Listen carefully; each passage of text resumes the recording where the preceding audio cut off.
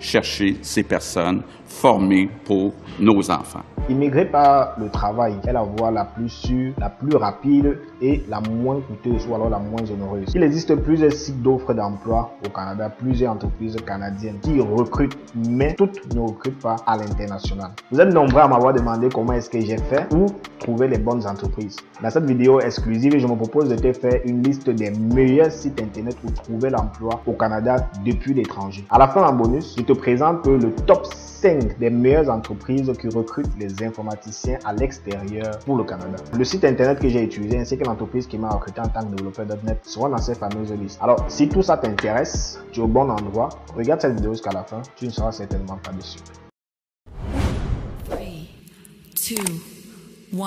2, 1. Salut à toi, moi c'est Jaurès. Bienvenue sur Expérience, le meilleur endroit pour les informaticiens qui veulent atteindre leur indépendance financière en immigrant. Si tu es un nouveau disciple de l'expérience, alors abonne-toi, like et active la cloche de notification. Pour les habitués, merci, vous êtes très appréciés.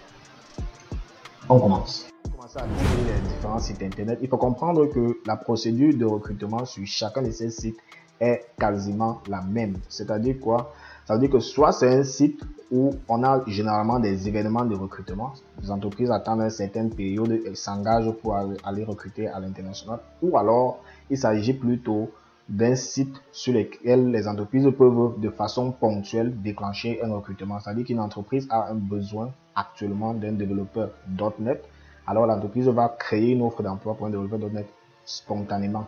Tandis qu'il y a des sites plutôt où il s'agit des recrutements, il s'agit des événements de recrutement. L'entreprise est obligée d'attendre que le site ouvre ses portes aux événements de recrutement pour venir recruter ses candidats. Et donc, lorsque tu arrives sur un tel site, une des choses à faire serait d'abord de créer ton profil. Il faut donc créer un compte sur le site. Il faut remplir ces informations. Et puis, il faut postuler pour des offres d'emploi. Lorsque tu postules pour des offres d'emploi, tu es contacté par l'entreprise en fonction de ton profil. Tu es contacté par l'entreprise qui te fait suivre un ensemble d'étapes d'entretien, d'embauche pour voir si ton profil correspond à ce qu'ils ont vu qui les a intéressés. Lorsque tu valides les étapes de sélection, l'entreprise te donne une offre d'emploi. Et là, ça y est, ça gagné, quoi. Pour pouvoir valider les différentes étapes d'entretien, ça fait l'objet d'une autre vidéo que tu verras certainement là-haut.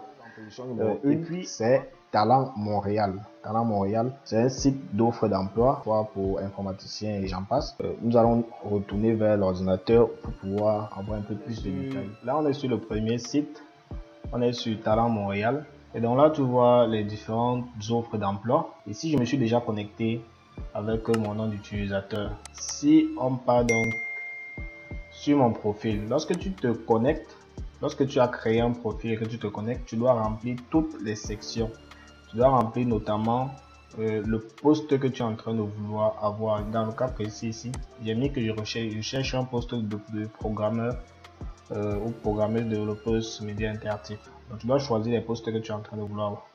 Et puis tu dois entrer un titre qui te correspond. Moi j'ai mis programmeur développeur backend.net, AWS et Azure DevOps parce que les deux vont de pair. Un développeur qui vient de développer, mais il faut aussi connaître quelques services cloud. Donc j'ai mis ça sur mon profil. Ici notamment il faut mettre son expérience professionnelle. J'ai enlevé ça ici, mais c'est disponible dans mon CV qui est en description. Et c'est donc avec ce CV là, CV canadien, que j'utilise pour pouvoir remplir ce site. Bien entendu, je vais faire une vidéo où je vais vous montrer comment faire votre CV canadien par vous-même.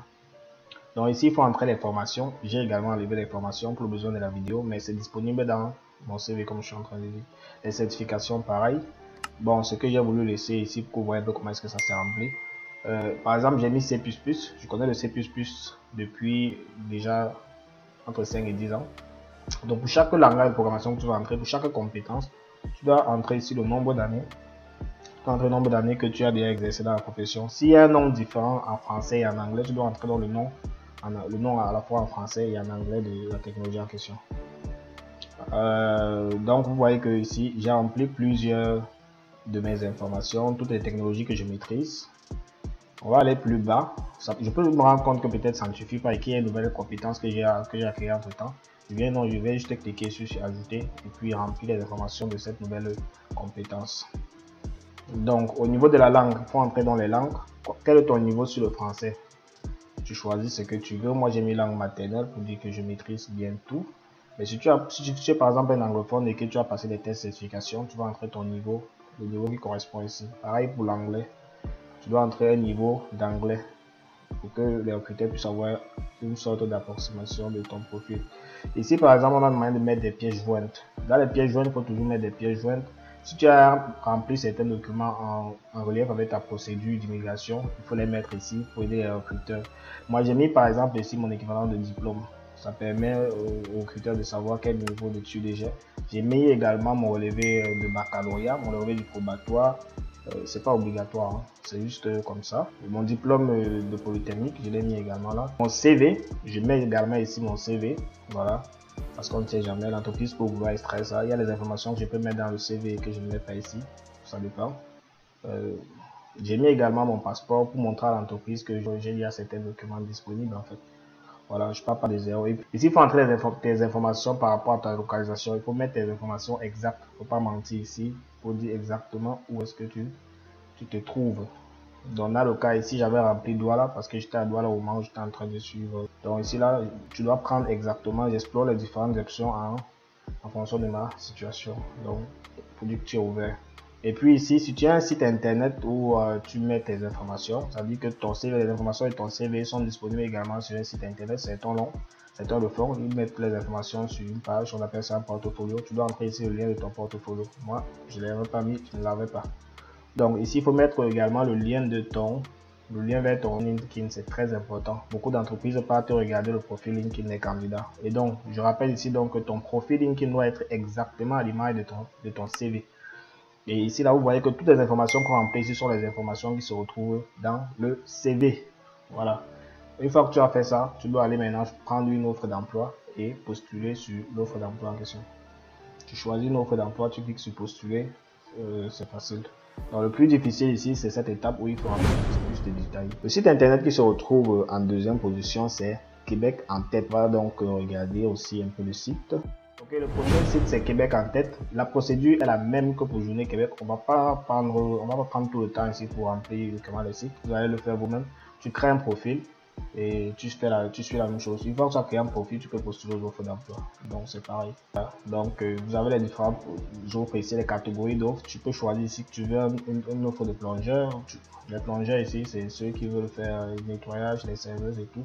Tu peux choisir préposé. Les préposés, c'est un peu comme les infirmiers, c'est un level un peu en dessous, mais c'est pareil. Tu dois choisir donc ici la catégorie. Tu joues également sur les différents filtres. Est-ce que tu veux un truc qui est lié à un domaine précis? Est-ce que tu veux un truc qui demande un certain niveau d'études? Tu peux prendre ici niveau secondaire, ça dépend.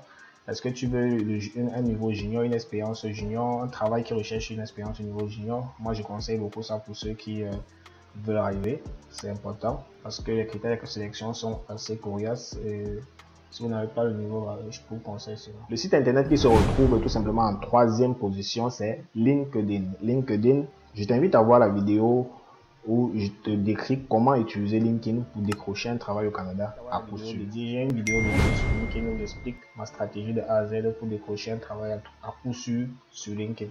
Mais déjà ici, il suffit d'aller ici dans cet onglet, cette sorte de sacoche qui est ici en haut, bien cliquer sur offres. Ce sont les offres d'emploi qui sont donc disponibles ici. Sans trop entrer dans les détails parce que je le fais dans une autre vidéo. Vous voyez donc que nous avons une offre d'emploi ici. Je parcours dans l'offre d'emploi, je lis les différentes caractéristiques, les différentes voilà, vous voyez ici on demande, il y a quatre compétences qu'ils ont que LinkedIn a constaté sur cette offre d'emploi là qui sont propres à moi. Ce qui est important ici de faire, c'est de choisir les entreprises qui sont au Canada et qui recherchent les gens à l'extérieur. Donc pour ça, il faut jouer sur les filtres qui se retrouvent ici en haut. Il faut ouvrir tous les filtres et jouer dessus. Le site internet qui se retrouve en quatrième position, c'est Guichet Emploi. Guichet Emploi, c'est un site internet que j'ai beaucoup utilisé. Alors, il faut comprendre que sur Guichet Emploi, il y a des offres qui sont ouvertes à l'international. Tout comme il y a des offres qui ne sont pas ouvertes à l'international. Donc il faut faire attention. Il faut donc ouvrir chaque offre d'emploi et vérifier exactement s'il est ouvert à l'international ou pas. Il est important pour ce site internet aussi de s'inscrire et puis de définir une alerte, une notification lorsqu'on a une offre d'emploi qui cadre avec nos critères, que ce soit le critère au niveau du choix de la province comme du choix de la filière. On va aller sur l'ordinateur, vous allez voir un peu de quoi il est question. On va faire un tour rapide sur guichet emploi. Guichet emploi que vous voyez ici. Guichet emploi présente plusieurs offres d'emploi. Il faut prendre celui des candidats se situant à l'extérieur du Canada. Voilà. Quand vous prenez les candidats se situant à l'extérieur du Canada, il faut entrer l'intitulé du poste que vous êtes en train de chercher. Peut-être développeur.net. Vous devez saisir ici le développeur.net. Vous entrez l'emplacement qui sera tout simplement dans tout le Canada. Comme vous voyez, j'ai par exemple fait ici.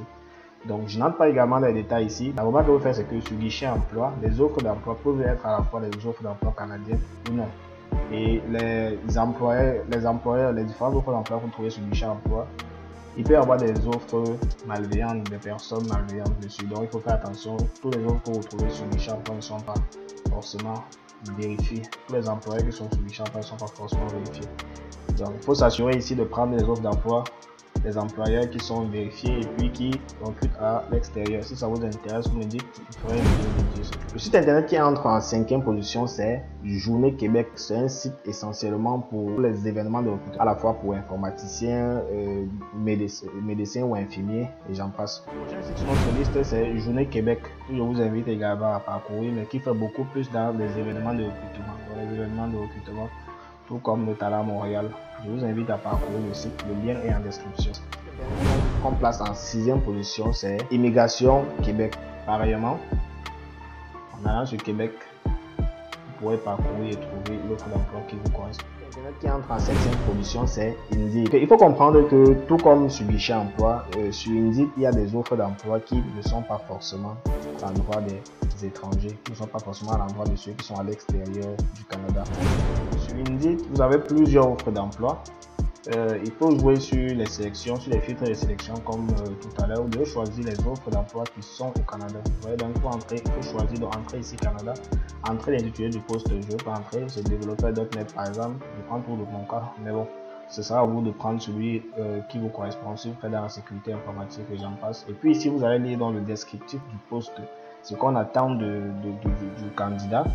Et voir si ça match avec vous pour pouvoir postuler ou pas. Vous devez savoir est-ce que le recruteur accepte l'emploi à distance. Ça aussi vous devez pouvoir regarder ici et savoir le détecter. Donc ne postulez pas à tous les offres, c'est comme sur guichet emploi. Les offres qui sont sur Indeed sont des offres qui ne sont pas forcément destinées uniquement aux étrangers. Donc il y a des offres qui ne sont pas destinées aux étrangers ici, il faut faire attention.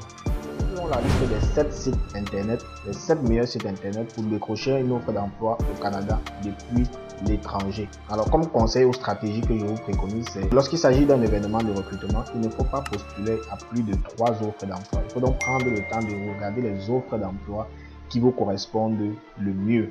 Et parmi ces offres d'emploi, prendre une offre d'emploi qui correspond par exemple à une catégorie inférieure. Ne visez pas rapidement les offres d'emploi qui concernent les seniors, voilà, alors qu'il y a des offres d'emploi par exemple pour des développeurs juniors. Donc je vous conseille essentiellement de prendre des offres d'emploi pour les catégories moyennes. Si l'entreprise a 3 profils différents et que vous vous retrouvez dans ces 3 profils, je vous conseille uniquement de choisir un profil pour pouvoir postuler. Si j'arrive à cette étape de la vidéo, bravo.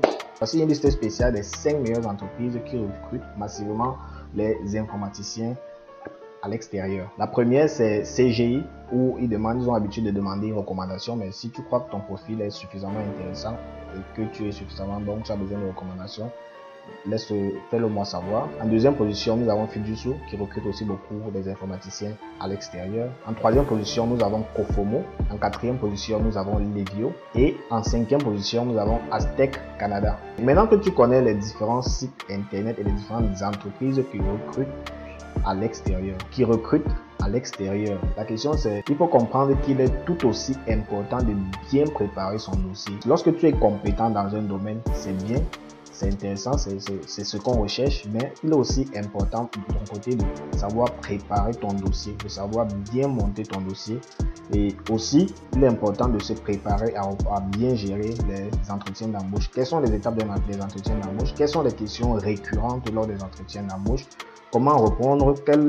Quelles sont les étapes d'un entretien d'embauche? Ça fait l'objet d'une vidéo qui est là-haut.